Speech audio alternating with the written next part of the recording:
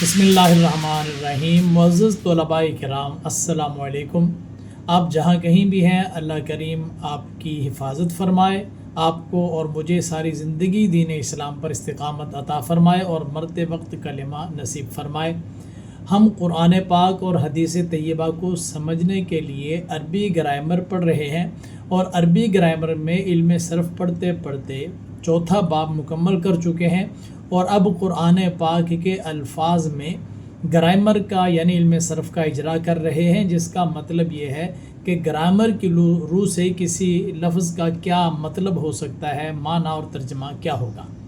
اسی سلسلے میں آج کی گفتگو ہے۔ تفصیل میں جانے سے پہلے اگر ابھی تک آپ نے ہمارا چینل سبسکرائب نہیں کیا تو کر لیں، بیل آئیکن ضرور پریس کر دیں تاکہ آنے والی ہر ویڈیو بر وقت آپ تک پہنچتی رہے۔ تفصیل کے لیے چلتے ہیں اسکرین پر۔ ہمارے پاس یہ لفظ قرآن پاک میں سے ہے وَلَا هُمْ يَحْزَنُونَ۔ قرآن پاک کا ایک طریقہ ہے کہ بعض اوقات ایک مخصوص مقام پر کسی چیز کی تاکید کے لیے کوئی خاص غرض کی خاطر لا اور سیغے کے درمیان ضمیر لے آتے ہیں، تو اس لیے لا ہم یحزنون آ گیا، ورنہ وہ بنیادی طور پر یہ سیغہ لا یحزنون ہی ہے، تو اس لیے ہم نے اس کو لا یحزنون کو نکال کر الگ کر لیا۔ لا یحزنون بروزن لا یفعلون۔ اس کے حروف اصلیہ ہے ہا، زا اور نون، جس کا معنی ہوتا ہے غمگین ہونا۔ سب سے پہلے ہم اس کا سیغہ نکالیں گے، تو جمع مذکر غائب فعل مضارع منفی معروف ثلاثی مجرد صحیح اسباب سمع یسمع۔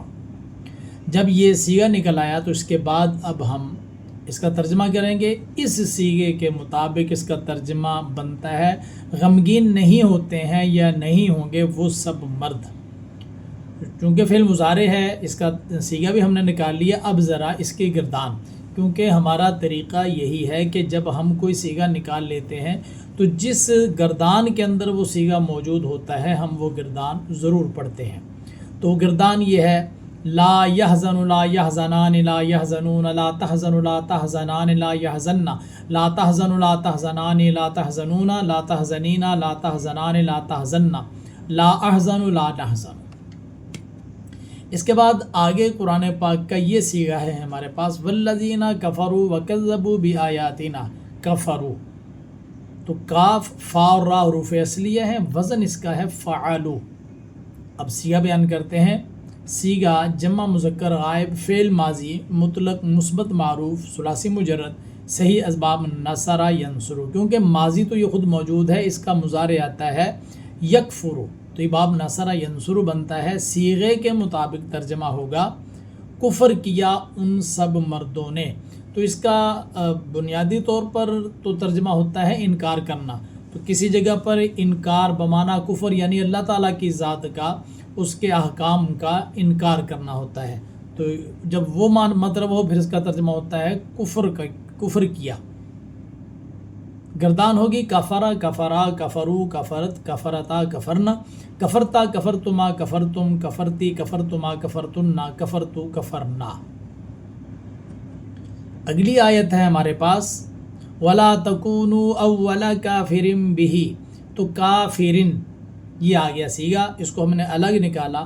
تو یہ یاد رکھیے کہ جو کافرن میں را کے نیچے کسر آیا ہوا ہے، جر آیا ہوا ہے، یہ یہاں پر عبارت کے اندر اس کے سیاق و سباق کی وجہ سے ہے، جس کو ابھی تک میں نے آپ کو نہیں پڑھایا۔ ہو سکتا ہے کہ آپ پہلے سے نحو پڑھ چکے ہیں، لیکن چونکہ میں نے ابھی تک اپنے لیکچرز میں یہ نہیں پڑھایا، اس لیے میں ان چیزوں کو نہیں چھیڑتا ہوں، اس لیے میں نے اس کو کافرن کر لیا، کیونکہ داربن میں پڑھا چکا ہوں۔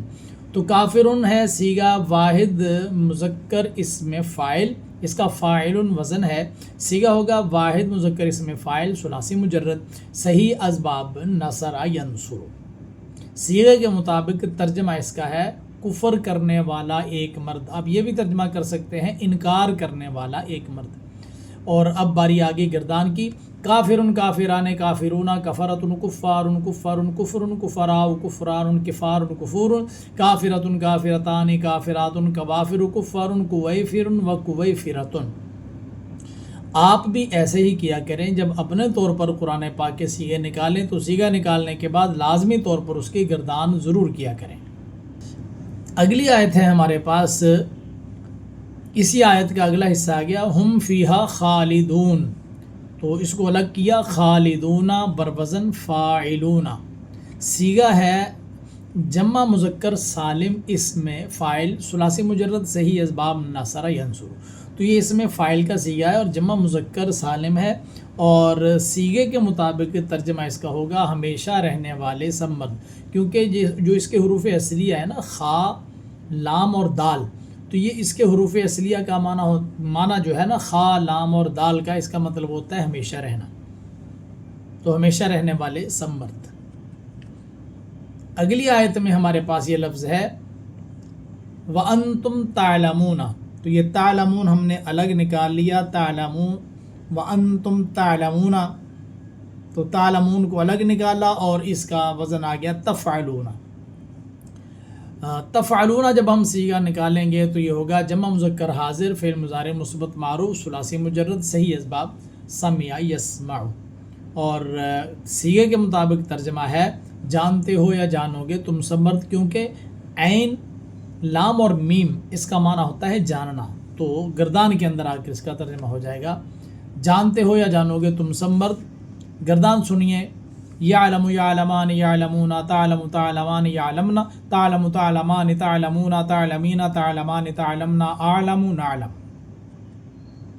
اگلی آیت میں ہمارے پاس یہ لفظ ہے فرحبون، تو اس میں جو صیغہ نکلا ہے وہ ہے ارہبو، تو ارہبو کے شروع میں فا لگا تو حمزہ گر گیا، فرحبو ہو گیا، اور آگے جو نون زیر نی ہے، یہ نون جو مضارع پر نون اعرابی آیا کرتا ہے 7 صیغوں میں، یہ وہ والا نون نہیں ہے، اس کو نون وقایا کہتے ہیں، اصل میں تھا فرحبونی، تو یا گر گئی ہے، نون موجود ہے، یہ آگے کسی موقع پر انشاءاللہ ہم پڑھیں گے۔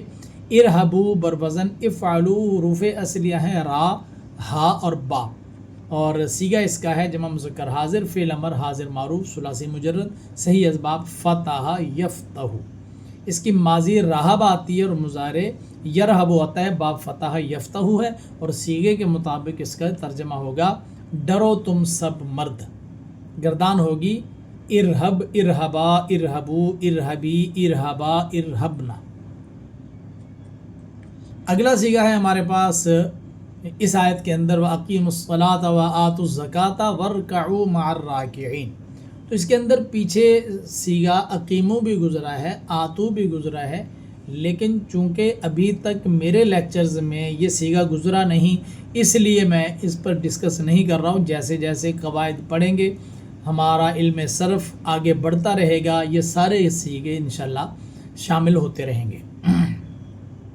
ارکعو یہ آ گیا، اس کا وزن آ گیا افعلو، حروف اصلیہ ہیں را کاف اور عین، رکوع کرنا نماز پڑھنا، یہ صیغہ ہے جمع مذکر حاضر فعل امر حاضر معروف ثلاثی مجرد صحیح اسباب فتح یفتح، اس کی ماضی رکع اور مضارع یرکعو، تو ارکعو بروزن افعلو، یہ صیغہ بتا دیا، ترجمہ ہے رکوع کرو تم سب مرد، اور رکوع کرنے کا مطلب نماز پڑھو تم سب مرد، کیونکہ کوئی رکوع نماز کے بغیر نہیں ہوتا ہے۔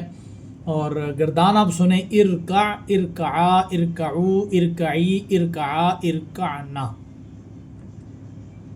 اگلی آیت ہے ہمارے پاس اور اس کے اندر یہ لفظ ہے یا بنی اسرائیل اذکروا نعمتی اللتی، لذکروا لام زال کے ساتھ ٹچ ہو رہا تھا، ہم نے الگ نکالا تو لام جو ہے ادھر رہ گیا، یہاں اذکروا آ گیا، جو حمزہ وہاں آیت کے اندر رہ کر نہیں پڑھا جا رہا تھا، جب ہم نے اس کو الگ نکالا تو وہ پڑھا گیا۔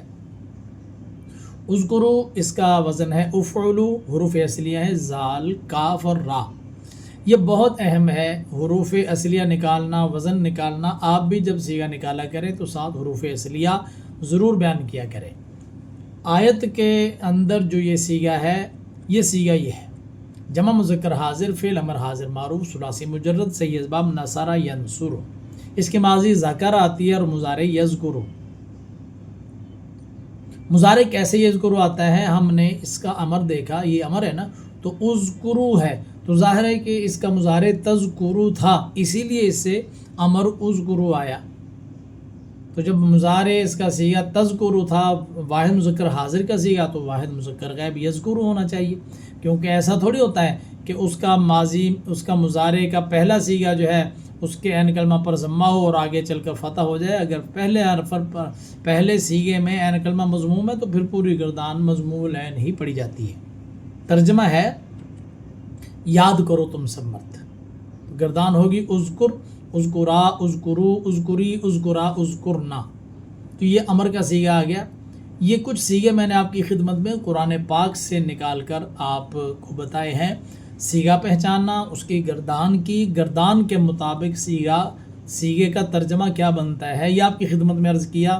قرآن پاک کا ترجمہ پڑھنے کے لیے یہ بہت ضروری ہے۔ اگر آپ نے یہ نہ سیکھا تو قرآن پاک کے ترجمے کو سوائے رٹے کے اور کچھ نہیں ہو سکتا، کہ آپ رٹا تو لگا لیں گے لیکن قرآن کا ترجمہ صحیح روح کے ساتھ آپ نہیں پڑھ پائیں گے۔ ہمارے ساتھ رہیے۔ نیکی کی بات صدقہ جاریہ ہوتی ہے، اس کو آگے پھیلانا چاہیے، اپنے ان اسباق کو آگے پھیلائیے، ثواب جاریہ کے حقدار بنیے۔ میں انشاءاللہ اگلی ویڈیو کے ساتھ پھر آپ کی خدمت میں حاضر ہوں گا، تب تک کے لیے مجھے اجازت دیں۔ اللہ حافظ۔ السلام علیکم ورحمۃ اللہ۔